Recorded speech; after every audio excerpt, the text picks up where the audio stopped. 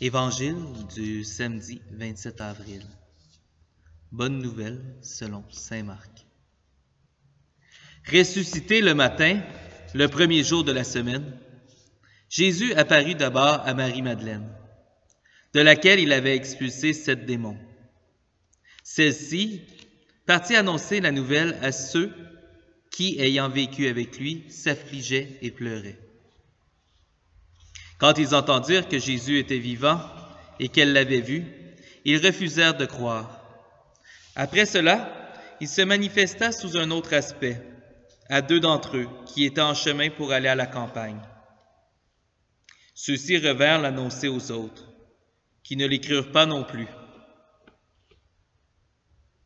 Enfin, il se manifesta aux 11 eux-mêmes, pendant qu'ils étaient à table. Il leur reprocha leur manque de foi et la dureté de leur cœur, parce qu'ils n'avaient pas cru ceux qui l'avaient contemplé ressuscité. Puis il leur dit, « Allez dans le monde entier, proclamez l'Évangile à toute la création. Acclamons la parole de Dieu. » Pour moi, le lieu de la révélation, oui, elle se fait aux femmes, à Marie-Madeleine. Elle se fait par la suite, on le présume, aux disciples d'Emmaüs dans le récit. Et finalement, il se manifeste aux 11 eux-mêmes pendant qu'il était à table. Pour moi, l'Eucharistie est un des lieux dans lesquels Jésus se révèle. À nous qui n'aurons pas la chance de parcourir les routes de Galilée avec lui. Pour moi, l'Eucharistie, c'est tout le signe de la tendresse de Dieu pour ses apôtres. La réalité, c'est qu'il savait très bien que son absence ferait souffrir ceux qui seraient toujours présents. Et à travers ce pain partagé, il donne un signe de sa présence aux apôtres. Est-ce qu'il pensait à nous 2000 ans plus tard? J'en suis pas convaincu, puisque nous n'avons pas vécu avec lui. Nous ne sommes pas de ceux qui s'affligent et qui pleurent son décès, même si on peut reconnaître tout ce que le don de sa vie nous apporte. Mais cela dit, l'Eucharistie demeure néanmoins toute cette tendresse, cette délicatesse du Christ qui sait que ses apôtres vont souffrir de son absence. J'aime prendre un parallèle. Mon grand-père est décédé il y a déjà fort longtemps, déjà plus de 30 ans. Et il avait offert divers souvenirs à chacune de nous.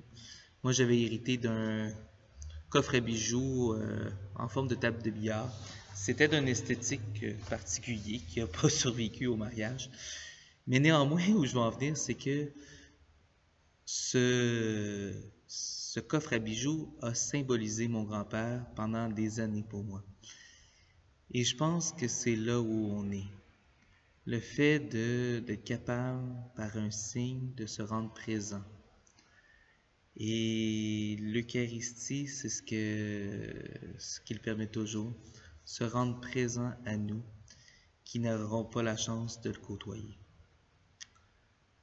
Cela dit, on passe maintenant aux 3 pistes de prière pour la journée. Alors, le premier verset qui m'a interpellé à réfléchir, c'est « Jésus apparut d'abord à Marie-Madeleine, de laquelle il avait expulsé 7 démons. » Je ne veux pas m'intéresser aux 7 démons, je ne veux pas m'intéresser à cela. Ma réflexion, c'est qu'il est apparu à quelqu'un pour qui il avait fait de grandes choses. Et si nous en sommes aujourd'hui, vous ou moi, à l'évidence que le Christ est ressuscité, c'est sans doute que le Christ a déjà effectué des merveilles dans votre vie. Et je serais curieux que vous preniez le temps de peut-être vous redire votre histoire simple. Quelles sont les merveilles que Dieu a fait pour vous, pour toi? Deuxième piste de prière. J'aimerais que dans le récit, vous preniez la place des apôtres, que vous essayiez de saisir le désarroi intérieur qu'ils ont éprouvé. Ils ont suivi le Christ, ils le percevaient clairement comme le Messie, celui qui allait les sauver. Ils l'ont suivi pendant plusieurs années pendant son ministère public. Et soudain, les plus hautes autorités de leur pays l'ont mis à mort, sous un prétexte scandaleux, le blasphème.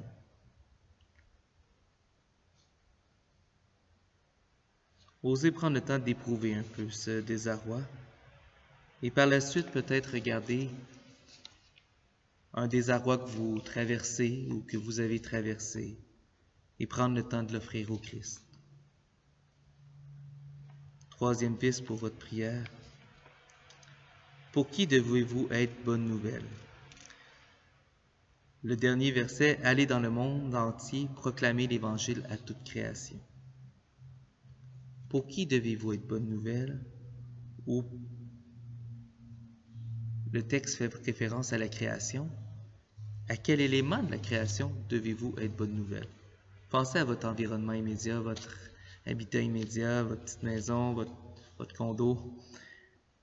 Quelle porte, quelle plante, quel mur ou quel arbre a besoin de votre amour pour que vous puissiez être bonne nouvelle dans votre petit milieu de vie immédiat? Avant de penser à toute la création, commençons par notre petit jardin, tous et chacun, et la terre s'en trouvera embellie. Sur ce, bonne journée, bon temps pascal. Au revoir.